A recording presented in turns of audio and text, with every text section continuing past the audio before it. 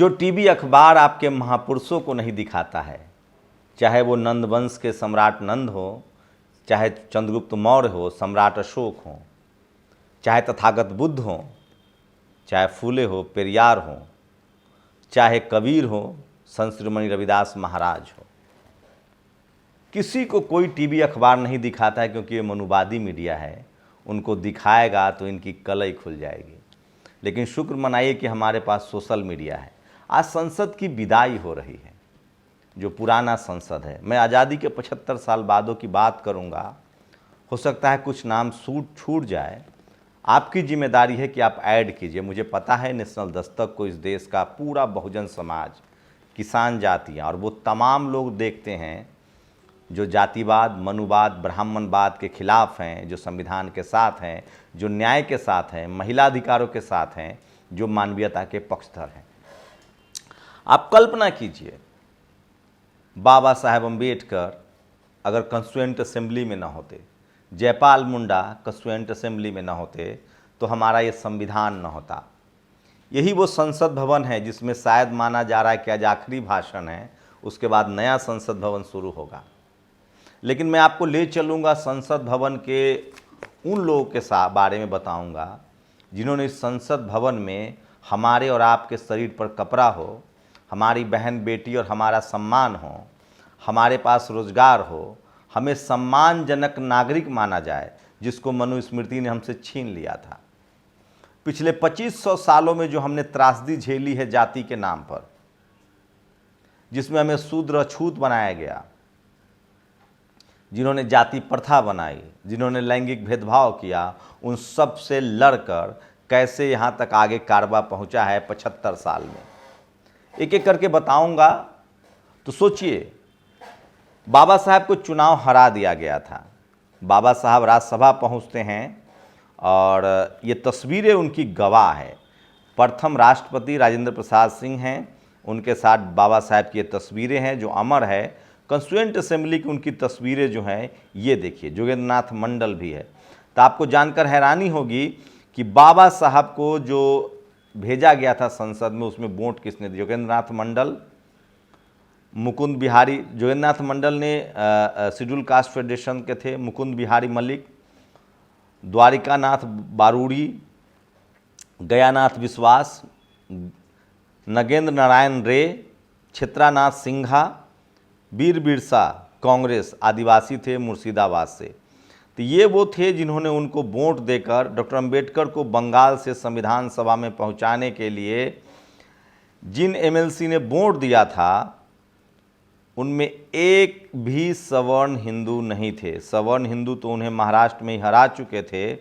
उन्हें बंगाल विधानसभा में 7 वोट मिले थे। वे वोट नाम शूद्र, राजवंशी और आदिवासी समुदाय से थे। और सोचिए कि किस तरह से ये भी फेक फैला है। जो सारी फेक खबरें हैं वो मैंने आपको साफ कर दिया है। और वो नाम थे जोगेंद्रनाथ मंडल, मुकुंद बिहारी मल्लिक, द्वारिकानाथ बारूड़ी, गयानाथ विश्वास, नागेंद्र नारायण रे, क्षेत्रानाथ सिंघा, वीर बिरसा। अगर इन लोगों ने बाबा साहब के लिए वोट न किया होता तो बाबा साहब संसद के दरवाजे तक न पहुंचते और आपको ये संविधान न मिलता। और उसी समय जयपाल मुंडा, उन्होंने भी विदेश से पढ़ाई की थी और वो भी कॉन्स्टिट्यूएंट असेंबली में थे। अब उसके बाद कुछ और लोगों की बात करूंगा। सोचिए, जो महान वक्ता हुए और जिनको आपको याद करना चाहिए, बाबू जगजीवन राम, जिन्होंने बहुजन समाज की आज़ादी और उनके अधिकार के लिए लड़ा। चौधरी चरण सिंह, किसानों के नेता। बीपी मंडल साहब, जगजीवन राम, रामविलास पासवान, बीपी सिंह, सुश्री मायावती, गोपीनाथ मुंडे, भले बीजेपी में थे। ए राजा, लालू प्रसाद यादव। विरोधी भी मानते थे कि लालू यादव से सबसे ज़्यादा लोकप्रिय नहीं है। पता नहीं ये नाम क्यों आज नहीं लिया जा रहा है। सोचिए, मान्यवर कांसीराम साहब, वो संसद में न होते तो बाबा साहब को भारत रत्न न मिलता, उनका दबाव न होता, उनकी राजनीति न होती। इस देश में रामविलास पासवान हो, बीपी सिंह के सरकार में वो मंत्री रहें, सोशल जस्टिस मंत्री, वो न होते तो ओबीसी को आरक्षण न मिलता। और चौधरी चरण सिंह न होते तो रामविलास पासवान इन सब की लड़ाई आगे न बढ़ती। शरद यादव घंटों बोलते थे देश उनको सुनता था। शिबू सोरेन, उनको जेल भी जाना पड़ा क्योंकि वो आदिवासी थे। आज भी कनिमोड़ी, मल्लिकार्जुन खड़गे, वो तमाम नाम है बहुजन समाज को जो मिला है वो संसद से मिला है। जगजीवन बाबू संसद में गए, कांसीराम साहब गए, मायावती गई, बीपी मंडल साहब थे जिन्होंने मंडल कमीशन की सिफारिशें लागू की, लालू यादव, शरद यादव, मुलायम सिंह यादव, शिबू सोरेन, ऐसे न जाने कितने नाम होंगे जिनको शायद हम लोग नहीं जानते। उसमें नीतीश कुमार का भी नाम है। ऐसे न जाने कितने शोषित वंचित समाज के लोग होंगे जो इस संसद में, जिन्होंने अपनी संसद में आए, इस देश के शोषित वंचित, आप सब जानते हैं फुलवतिया देवी, ऐसे लोगों को भी संसद में भेजा गया। और फूलन देवी का नाम न लूँ तो कहीं ये लोकतंत्र की पूरी परिधि ही पूरी नहीं होगी। सोचिए, एक वीरांगना जिन्होंने जाति प्रताड़ना को सहा, वो भी संसद भवन में गवाह रहीं, अपनी भारतीय संविधान के हिसाब से सज़ा काटी और उसके बाद संसद में आई और एक डरपोक ने एक निहत्थे महिला की हत्या कर दी। अरे आपको मारना था तो बता के आती, फूलन आपको तैयार मिलती। वो जितनी मृदुभाषी थी उतनी ही मजबूत महिला थी। टाइम्स मैगजीन ने उनको सबसे बड़ी वीरांगना का उपाधि दिया था। तो इस संसद में फूलन देवी भी रहीं, इसी संसद में तमाम शोषित वंचित समाज के लोग रहें। और आज भी सोचिए, महिला आरक्षण की बात हो रही है, कांग्रेस अपने पत्ते चल रही है, लेकिन इसी संसद में लालू यादव, मुलायम सिंह यादव, ये तमाम लोग, शरद यादव कहते थे कि जब तक दलित, पिछड़े, किसान, आदिवासी महिलाओं के लिए, मैं जब SC ST OBC की बात करता हूं तो वो सिख समाज की भी गरीब महिलाएं हो सकती है, वो मुस्लिम समाज की भी OBC महिलाएं, वो हिंदू समाज की भी OBC SC ST महिलाएं, वो क्रिश्चियन समाज की भी SC ST महिलाएं, वो कहते थे जो SC ST OBC है, पिछड़े हैं, आदिवासी हैं, दलित हैं, चाहे वो किसी धर्म के हो, उनके लिए भी अलग से प्रावधान हो आरक्षण का। ये संसद न होता तो आज सम्राट अशोक का ये भारत और मजबूत भारत न बनता। आज संविधान है, इसलिए संसद है और इसीलिए मजबूत भारत है, और तभी हम एक मजबूत भारत की तरफ बढ़ रहे हैं। हमारे लिए संसद सब कुछ है। हमारे लिए संसद हमारे उत्पीड़न के खात्मे का प्रतीक है। हमारे लिए संसद इस देश की एकता का प्रतीक है, यूनिटी का प्रतीक है। अब नए संसद में जा रहे हैं, हम लोग डेमोक्रेसी के पक्षधर हैं, लेकिन सबसे बड़ी बात है कि संविधान सुरक्षित रहे, संवैधानिक दायरे में रहकर सब कुछ हो। और ये संसद न होता तो इस देश के लाखों करोड़ों लोग जिनको जाति के नाम पर प्रताड़ित किया गया, 1 साल 2 साल 10 साल नहीं 2000 साल से जो प्रताड़ित हैं, उनको ये संसद बांधते हैं। उनको उम्मीद है कि एक दिन उनका कोई नेता सड़क से संसद में जाएगा और उनके लिए कोई कानून बनाएगा। रामविलास पासवान कहते थे कि ये संसद है, यहाँ घंटा बजाने के लिए नहीं आइए, यहाँ गरीब, शोषित, वंचित, मजलूमों के लिए कानून बनने चाहिए। बाबा साहेब संसद में न होते तो सोचिए क्या होता, जयपाल मुंडा न होते तो क्या होता, बाबू जगजीवन राम न होते तो क्या होता। तो लंबी लड़ाई लड़ी है और नए संसद, पुराने संसद से नया संसद का सफ़र तय करने में कोई बड़ी दूरी नहीं है, लेकिन अब से बहुजन समाज को सोचना पड़ेगा, समझना पड़ेगा। उनको संसद में बीपी मंडल जैसे लोग, उनको संसद में लालू यादव जैसे लोग, उनको संसद में मायावती जैसे लोग, उनको संसद में रामविलास पासवान जैसे लोग, उनको संसद में शिबू सोरेन जैसे लोग, आज भी शिबू सोरेन संसद के सदस्य हैं, ऐसे लोग की कमी है। आपको सड़क से चुनना पड़ेगा, जो आंख में आंख डालकर सवाल पूछे, जो डरे नहीं, घबराए नहीं, जिसकी पार्टी पॉलिटिक्स कुछ ना हो। सावित्रीबाई फुले को भी नहीं भूलना चाहूँगा, डॉक्टर उदित राज को भी नहीं भूलना चाहूँगा, राजकुमार सैनी को भी नहीं भूलना चाहूँगा। ये ऐसे सांसद थे जो पहली बार संसद गए और बाद में उनकी पार्टी को वो रास नहीं आए और वो पार्टी से निकाल दिए गए क्योंकि वो समाज का मुद्दा उठाते थे। लेकिन लालू यादव, शरद यादव, मायावती जी, मुलायम सिंह यादव, शिबू सोरेन, ये सब लंबे समय तक संसद में रहे हैं। कनिमोड़ी, ये राजा, बहुजन समाज के सारे अधिकार के रास्ते जो हैं इसी संसद से खुलते हैं। आज खुद प्रधानमंत्री ने कहा है कि अगर भारत का संविधान न होता, लोकतंत्र न होता, तो एक चाय वाले का बेटा, स्टेशन पर पलने वाला लड़का संसद में न होता, प्रधानमंत्री न होता। ये तमाचा है उन मनुवादियों पर, जातिवादियों पर, जो संसद में संविधान का अपमान करते हैं, जो डेमोक्रेसी के खिलाफ हैं। हम लोग बचपन से सुनते आ रहे हैं, 15 अगस्त 26 जनवरी पर अखबार में बड़े बड़े लेख लिखे जाते हैं, गरीबी दूर नहीं हुई, भ्रष्टाचार बढ़ रहा है, क्या दिया लोकतंत्र ने। अरे उनसे पूछिए पेशवाओं के दौर में क्या होता था, उनसे पूछिए अंग्रेजों के दौर में क्या हुआ, क्या सब अच्छा था। भारत के हर नागरिक का जो राजतंत्र से कहीं ज़्यादा बेहतर ये लोकतंत्र है। भारत के जो गौरवमय इतिहास है उसको दोबारा ला रहा है। अगर भारत को कहीं से कुछ उठाना है तो सम्राट अशोक के राज से उठाना चाहिए। सम्राट अशोक का वो अशोक चक्र, अशोक स्तंभ, वो सब, क्योंकि वो न्यायप्रिय राजा थे। भारत के राजाओं में से कुछ उठाना है तो वो सम्राट अशोक, शिवाजी महाराज, महाराणा प्रताप, ऐसे राजाओं के प्रतीक को वहाँ लगाना चाहिए जो न्यायप्रिय भी राजा थे।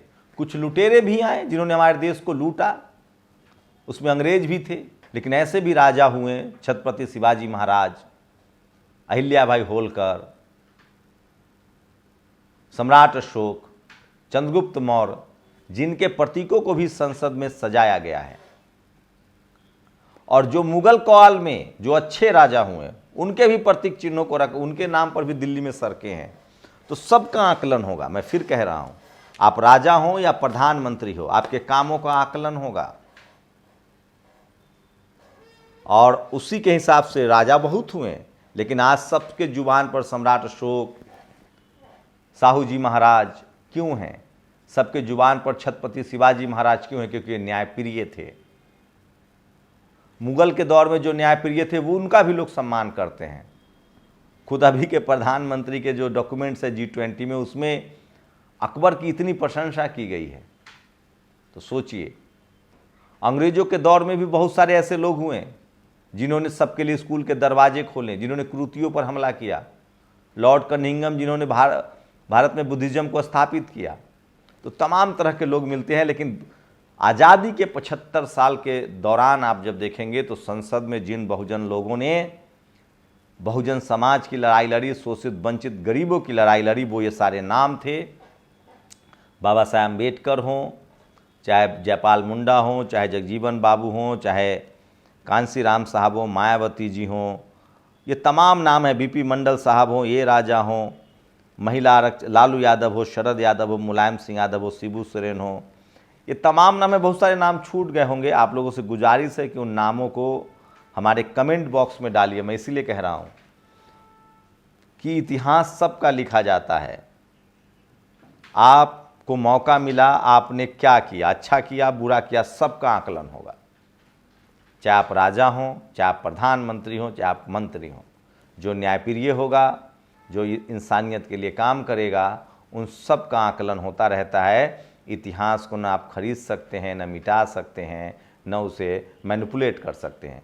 कहीं ना कहीं इतिहास फिर से जिंदा हो जाता है। तो 75 साल के आज़ादी के इस दौर में, आज़ाद भारत के बाद जब संविधान लागू हुआ, उसके बाद से इस संविधान ने, बहुत लोग हैं जो संविधान को नहीं मानना चाहते हैं, उनके लिए संविधान बहुत अहम चीज़ नहीं है। वैसे लोग सोचें कि आज जो आपका धार्मिक अधिकार सुरक्षित है, वो भी ये संविधान सुरक्षित रखता है। तो नए संसद के साथ कहीं नया संविधान का कोई ख्वाब तो नहीं बुन रहा है, इस पर भी आपको नज़र रखनी है। संसद भले पुराना है, नए संसद में आ रहे हैं, लेकिन संविधान जो है आपका, वो ऐसा संविधान है जिसके प्रियम्बल में, जिसके कोड में कोई बदलाव नहीं किया सकता है। और नया संसद, जो नया संविधान है, वो सालों साल नहीं, हजारों साल तक चलता रहेगा, क्योंकि उसको इतने विजनरी लोगों ने लिखा है। और मल्लिकार्जुन खड़गे ने आज इस बात को रेखांकित किया और बताया कि संविधान देने में बाबा साहेब की क्या भूमिका थी, कितनी महती भूमिका थी। तो नया संसद भी देश को मुबारक हो। और पुराने संसद में जो बहुजन समाज के लिए जिन लोगों ने संघर्ष किया, जिन लोगों ने शोषित वंचित मजलूमों गरीबों के लिए संघर्ष किया, भेदभाव के खिलाफ संघर्ष किया, उन सब को भी आपको पढ़ना चाहिए, लिखना चाहिए।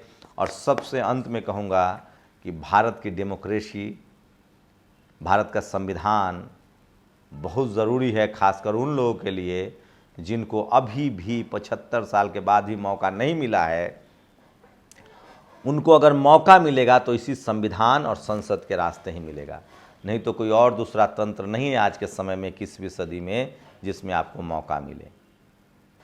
तो ये पुराने संसद से नए संसद तक का जो सफ़र है उसमें और संविधान मजबूत हो, और बहुजन समाज से अपील है, किसान से अपील है, गरीब शोषित वंचितों से अपील है कि अपने लोग भेजिए संसद में जो आपके दुख तकलीफ़ और दर्द से को जानते हों और जिन्होंने सड़कों पर आपकी लड़ाई लड़ी हो।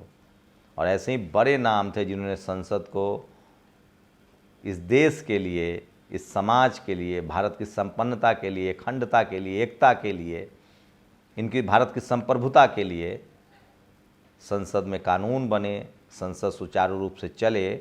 और संसद जब तक है, संविधान जब तक है, तभी तक संसद है, और जब तक संविधान है तब तक आप उम्मीद रखिए कि आपके साथ एक न एक दिन जस्टिस होगा। ज़रूरत है कि जो संसद में लोग बैठे हैं वो संवेदनशील हों। शुक्रिया। नेशनल दस्तक की आपसे गुजारिश है कि अगर इसको बचाना चाहते हैं तो नेशनल दस्तक को सब्सक्राइब करने के लिए रेड कलर के सब्सक्राइब बटन को दबाएं, फिर बेल आइकन की घंटी दबाएं। नेशनल दस्तक को बचाने के लिए बहुत ज़रूरी है कि हर खबर को शेयर करें, लाइक करें, कमेंट जरूर करें।